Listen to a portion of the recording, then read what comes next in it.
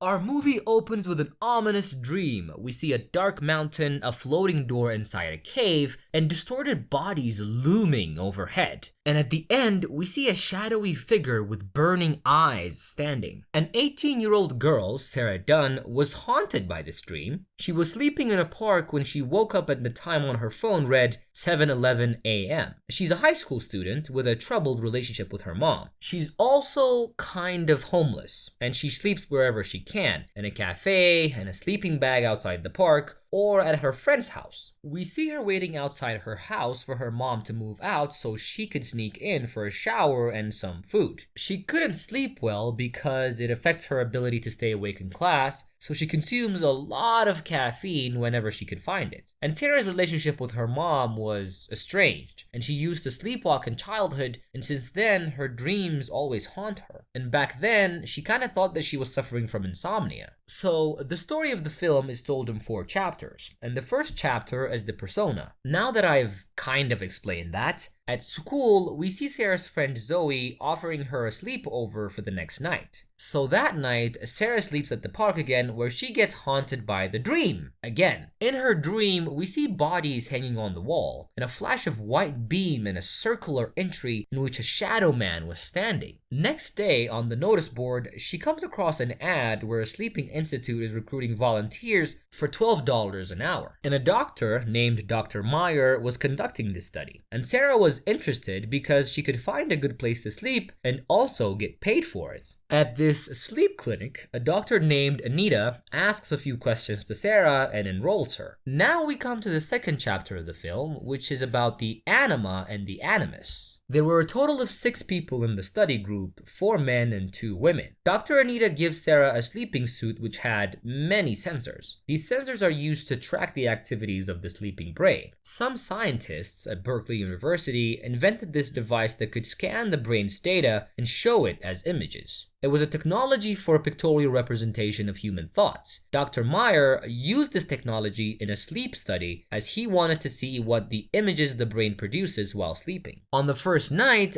Sarah sleeps really well. The next morning, Sarah answers a few questions from Anita, and she has a great sleep compared to her previous days, and she was feeling really relaxed. Later that day, Sarah was reading a book beside the river where she gets a call from her mom and she cancels it in displeasure. Back at the hospital, Dr. Anita and the other doctors were very excited about Sarah's results as they showed it to Dr. Meyer. Later at the library, she was finding some good books to read when a young man recommended Philip K. Dickens novels to her. This man tells her that his novels will make her think, and Sarah smiles a bit here, thinking that somebody other than Zoe is being nice to her. Later, we see the same man in the theater where Sarah and Zoe were watching a movie. And after the show ended, Sarah saw the man again and thought he was stalking her. That night, as Sarah sleeps at the facility, she gets the haunting dream again. This time, we see a large hall with panels at the ceiling. A flashing light and a bent-over man were hanging in the air just below them, and we enter this dark room where 3 shadow men emerge from the ground. Next, a long corridor is shown which had bodies hanging along with it, and at the end, a door opens and we see a baby angel statue coming right at us. And for a second, we all see a lady figure standing in front of a man sitting on a chair. And Sarah wakes up with horror on her face where Dr. Meyer himself was monitoring her images. Next day, during the morning interviews, Anita shows some images to Sarah and asks her to identify them. First, Sarah doesn't recognize any of these images, and it doesn't evoke any emotion in her. But after seeing one clear image of the shadow man, she gets a seizure. They then take her to an emergency treatment, and the man who was stalking her arrives, and his name is Dr. Jeremy, but everybody called him Riff. And Sarah confronts him as soon as she sees him, and she starts to think that this place might not be the safest place to be at. And Riff apologizes to her and tells her that he was not stalking her. He urges her to continue the study, while Dr. Meyer scolds Anita for showing those images without permission. He says that it's dangerous to show dream images to test subjects since their subconscious mind knows their dream and it can result in a really bad situation. Next afternoon, Sarah was doing the laundry where we see a shadow figure in the real world behind her. And she got a call from Zoe. Zoe was screaming and the call abruptly ends. And suddenly, Sarah gets a fit of uncontrollable seizures again and she passes out. After a few minutes, Sarah wakes up and an old lady informs her that some boy has stolen something from her. And Sarah checks her pockets and finds out that it's her phone that he stole. She quickly cycles to Zoe's, but Zoe was not at her house. And Sarah then decides to end the sleep study. She was waiting outside the facility when Riff arrived there, and the man kind of likes Sarah but is embarrassed to admit it because he lacks self-confidence. He again apologized to her and took her to his office, and Sarah explains about her second seizure. She demands answers from Riff about those images, and Riff tells her that he can't say anything because it will impact the results. But Sarah was adamant, and she threatened to quit the study if he doesn't give her answers. Hence, Riff took her to the observatory and put the brain scanning headset on himself. Then he explains that the technology will show our thoughts as images on a screen. We then see Riff's hand just like he was seeing it because it's projected onto the screen. He explains to her that he's using this to study her dreams. And while sleeping, the brain creates quite a lot of thoughts, images, and sounds, which is in and of itself a reality that we call dreams. He also makes her see the other test subjects' dream footage. In one of them, we see a dorm room and a never-ending staircase where shadow figures were hanging upside down and statues doing the Nazi salute. And this gives Sarah some kind of relief as she agrees to continue the study. And now we're at the third chapter, which is The Shadow. After Sarah agreed to continue the study, later we see Anita and Riff were monitoring the subjects when suddenly a shadow figure appears on the screen. And the brain data from Sarah and the two different people showed the same image. Anita was spooked by this and she was wondering how this could be possible. Riff says that in his childhood dreams, he used to see such shadows which he had ignored considering that it would just be a bad dream. Basically, Riff's theory was that all human subconscious feared this shadow figure, and their vitals picked up as Sarah started having seizures again and she woke up in fear. Blood was dripping from her eyes, and in fear she runs away from the facility and goes to a nightclub. She asked the night guard there if Zoe was there and he nodded, and Sarah started searching for Zoe but she couldn't find her. And in the washroom, Sarah fell unconscious, but fortunately Riff was following her and he picked her up and took her to his house. Back at the facility, we see two test subjects opening their eyes, yet they were sleeping. They're becoming semi-conscious from sleep paralysis, and they were all looking besides her bed.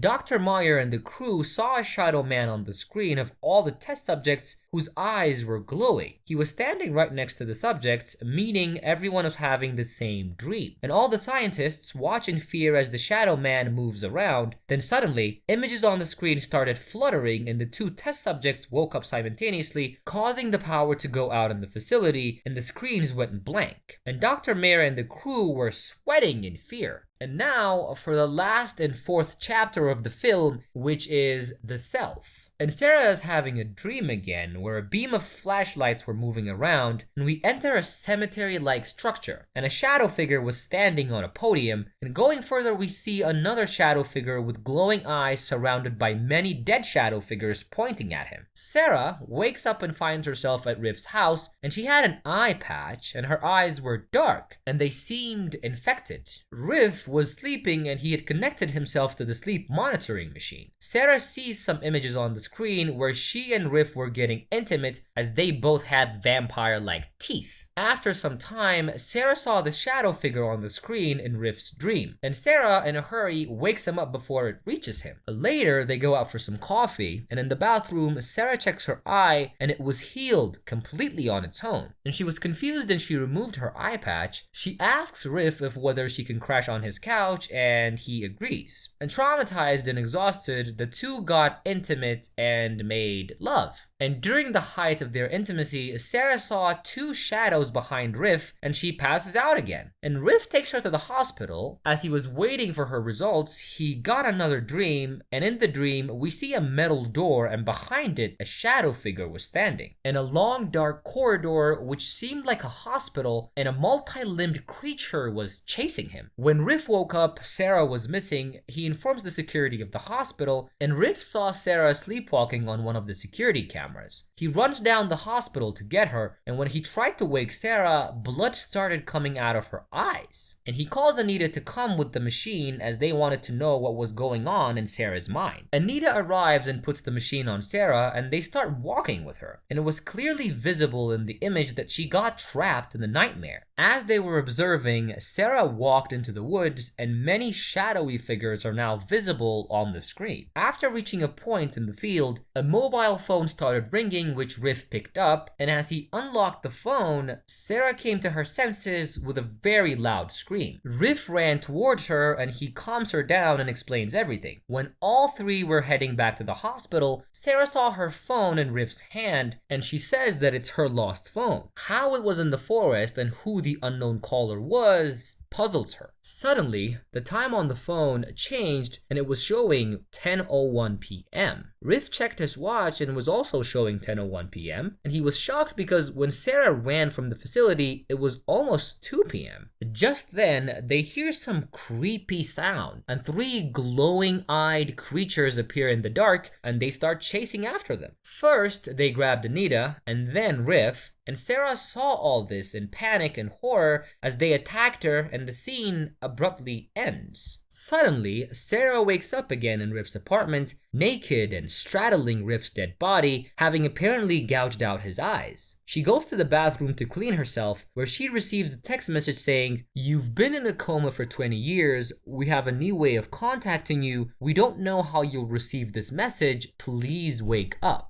After reading this, Sarah starts laughing, examines her reflection, discovering that she has Fang. And that's where the movie ends. It's very confusing. And just think about it for a second. If she's been in a coma, nothing we've seen so far matters, right? Or at least that's what I think. Anthony Scott is a pretty weird guy. He's the one that directed it. You guys can go check it out. Just to explain some of the scenes to you guys, the comas that she keeps having is basically a bunch of scientists on the outside trying to wake her up. And all these figures that she sees in her dream, the dark figures, are actually the scientists and the doctors that surround her. And it's actually her subconscious noticing what's going on in the real world and serving it up as a dream. Yeah, that's a good explanation. I hope you guys understood that. Make sure to leave a like, make sure to leave a comment, subscribe to my channel, and I will keep doing more weird movies for you guys. I promise, okay? I'll see you on my next recap. Bye.